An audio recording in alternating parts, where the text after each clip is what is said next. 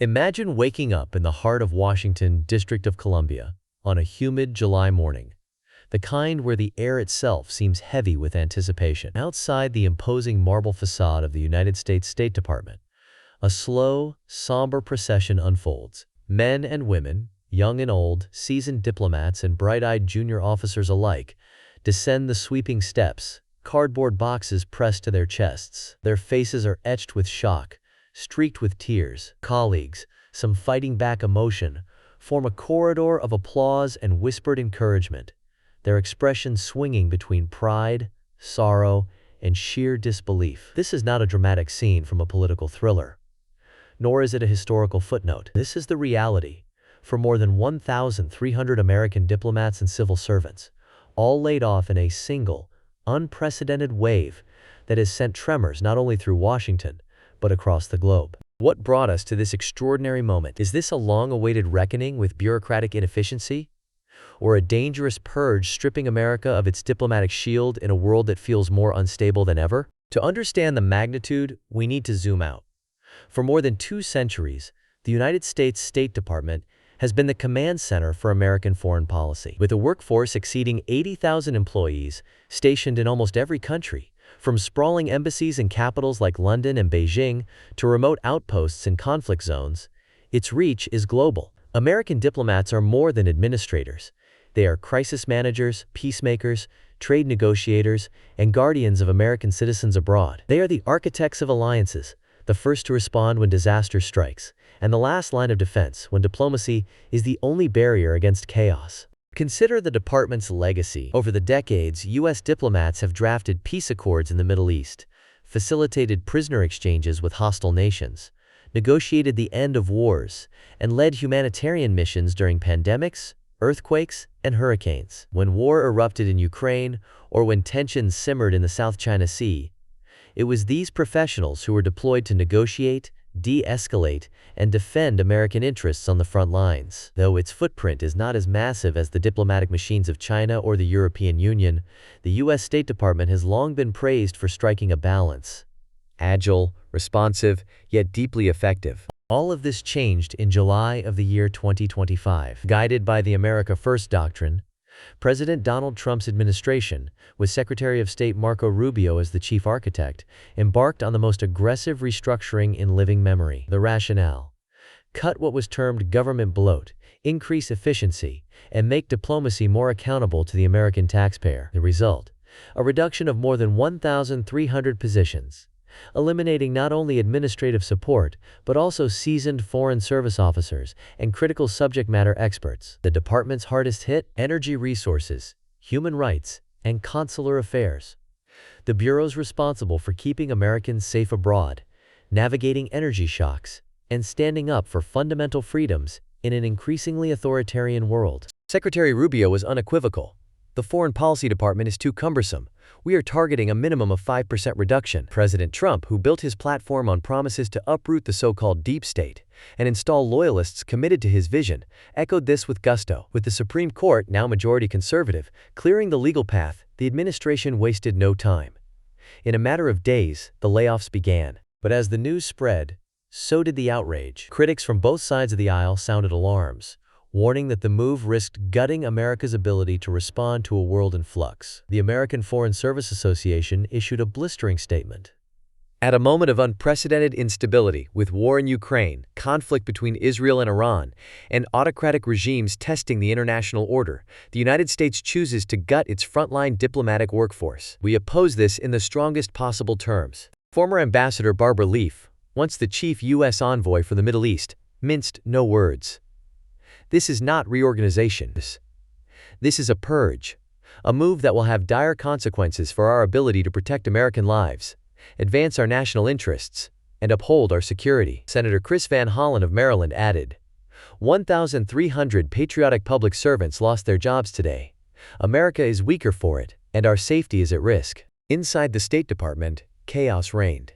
Staffers described the process as cold, arbitrary, and deeply impersonal. Layoff notices arrived via email, with no consideration for merit, years of service, or expertise. Instead, survival or dismissal depended on something as random as one's office assignment on a specific day. Some were placed on immediate administrative leave. Others learned of their fates through the office grapevine.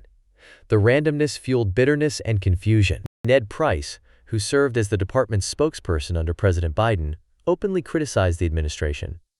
Despite talk of merit-based approaches, officers are being let go based only on their assignment locations. It's the most careless, inefficient, and harmful way to streamline operations. The emotional toll was palpable. Scenes outside the building resembled a wake as colleagues hugged, wept, and applauded their departing peers. The term purge was whispered in hallways, while a few maintained it was necessary reform. But the reality was clear.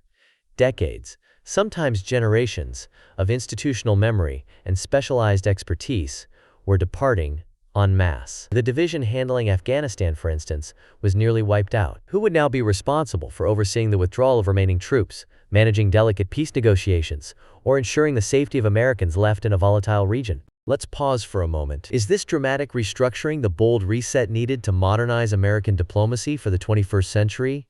Or a reckless gamble that leaves the nation exposed? The stakes are immense, not only for the United States, but for the global balance of power. Let's examine the arguments.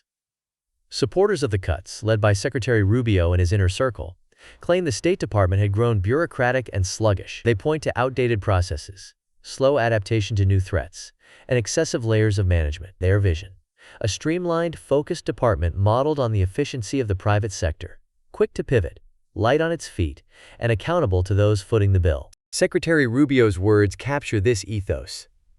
These reforms will make U.S. diplomacy faster, more effective, and more responsive.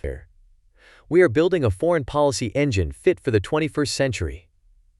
Some Americans, disillusioned with what they perceive as government waste, echo this sentiment.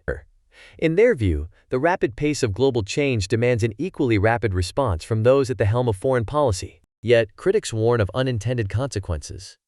The American Foreign Service Association called the move a catastrophic blow to U.S. interests. Veteran diplomats like Robert Blake, with decades of service, lamented that colleagues were dismissed for reasons unrelated to their achievements or expertise. Gordon Duguid, a 31-year veteran, accused the administration of valuing loyalty over skill, what he called a recipe for disaster. The implications are profound. With fewer experienced diplomats, America's ability to manage crises in Afghanistan, navigate energy disruptions, or advocate for human rights is diminished. Who will now ensure the safe evacuation of Americans in conflict zones? Who will broker fragile ceasefires or monitor the evolving threats posed by cyber warfare and artificial intelligence? The effect is already being felt.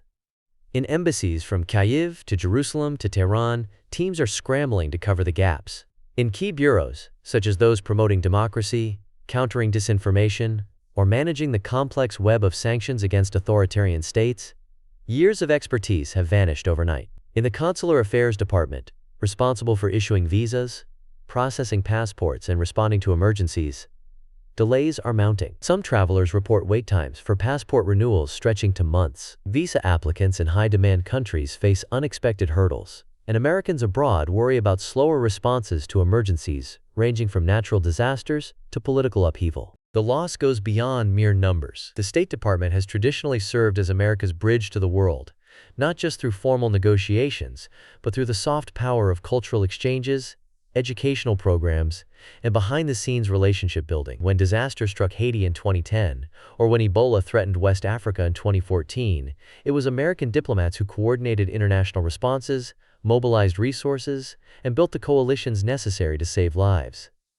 When these skilled professionals disappear, so does America's ability to punch above its weight. Let's add some perspective with historical parallels. During the early Cold War, the United States invested heavily in a professional diplomatic corps, recognizing that influence was as much about persuasion as power. The Reagan-era budget cuts of the 1980s, however, led to gaps in expertise and, according to some historians, contributed to intelligence failures that cost lives. In contrast, after the Iraq War, the U.S. ramped up hiring to restore credibility and rebuild relationships frayed by years of conflict. The lesson: effective diplomacy is not a luxury, but a necessity, especially as global threats grow more complex. And consider this critical fact. Even before these layoffs, the State Department was leaner than the combined diplomatic corps of China and the European Union. By some estimates, America now has roughly half as many diplomats as these rivals. China, for instance, has been on a diplomatic hiring spree, opening new embassies in Africa and Latin America, pouring billions into the Belt and Road Initiative, and investing in language and area studies to better understand the regions it seeks to influence. The European Union, for its part, has expanded its External Action Service, building a formidable cadre of negotiators and policy experts. America's retrenchment risks ceding ground, just as global competition intensifies. Yet, not all voices are in unison. Some reformers argue that the traditional model of diplomacy is overdue for disruption. With cyber threats, the proliferation of artificial intelligence, and the blending of economic and security interests, the skills required of a diplomat are evolving. The rise of digital diplomacy, using social media to shape public opinion, deploying data analytics to anticipate crises, and leveraging public-private partnerships to tackle challenges like climate change, demands new thinking. Perhaps, they argue, a smaller, more specialized workforce, armed with cutting-edge technology and continuous training, could outperform the old system, provided that expertise is not sacrificed for loyalty. Let's return to the present.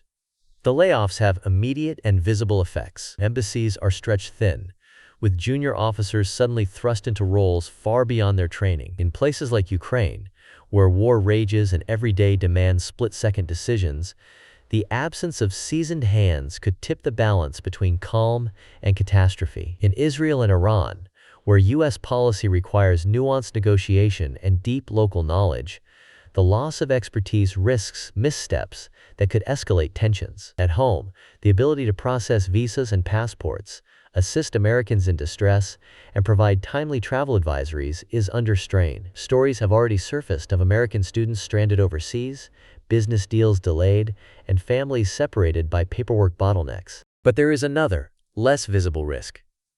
As diplomatic capacity erodes, the temptation grows to rely on the tools that remain: military might and economic sanctions. History teaches that when negotiation falters, force or coercion often fills the void. During the run-up to the Iraq War in the early 2000s, sidelining the voices of experienced diplomats contributed to decisions whose repercussions still haunt the region. Conversely, the peaceful resolution of the Cuban Missile Crisis in 1962 was possible only because of the steady, skillful work of diplomats who understood both the stakes and the adversary. What does this mean for you? Even if you have never set foot in an embassy, the ripple effects are real. In an interconnected world, the work of diplomats touches everyday life. Whether you are a student preparing to study abroad, an entrepreneur seeking new markets, or a tourist navigating unfamiliar terrain, the ability to get a timely visa, receive help during a crisis, or count on advocacy for human rights and the rule of law depends on the quiet, patient work of those now walking out the door. So, what can you do as a citizen? First, stay informed. Monitor how embassies and consulates adapt in the coming months. Pay attention to changes in travel advisories, visa policies, and emergency services. Second, value the art of diplomacy. Remember that a single, well-negotiated peace accord can save thousands of lives, prevent economic crises, and open doors for American innovation and investment. If you work in government, business, or education, support programs that strengthen international ties and foster cross-cultural understanding. Third, demand accountability. Ask your elected representatives how they are safeguarding America's diplomatic muscle. Support journalism and research that shine a light on the inner workings of foreign policy. Advocate for educational exchanges, language programs, and scholarships that prepare the next generation of diplomats. And challenge the narrative that diplomacy is simply red tape. History shows that skillful negotiation is as vital to security as any aircraft carrier or missile defense system. Looking forward, the United States stands at a crossroads. Will this downsizing mark the beginning of a decline in American influence, a retreat from global leadership, and a loss of credibility among allies? Or could it become a catalyst for innovation, forcing the State Department to reinvent itself for a new era of challenges? The answer is far from certain. What is clear is that expertise, relationships, and institutional memory once lost are not easily rebuilt. The world will not wait while America regroups. Some experts warn that the damage could persist for generations. As new threats emerge, from pandemics and cyber attacks to climate shocks and regional conflicts, America may find itself playing catch-up, relying more on military and economic pressure than the subtle, enduring power of dialogue. Others see an opportunity, a chance to rethink how America engages, to build a diplomatic corps that is smaller, smarter, and more adaptable, with new skills and technologies at its disposal. This is more than an internal bureaucratic issue. It is a test of national values, priorities, and the will to lead in an uncertain world. Will the United States invest in the patient, sometimes invisible work of relationship building and compromise, or will it default to isolation and hard power alone? As this episode closes, remember, the quiet work of diplomacy rarely makes headlines, but its effects shape the fate of nations. If you care about America's place in the world, now is the time to engage. Follow our channel for more in-depth analysis on the forces transforming diplomacy and global power. Share your thoughts. Is America safer with a leaner State Department, or have we weakened our best defense against disorder? Comment below. And don't forget to subscribe for weekly insights. Together, we can illuminate the deeper currents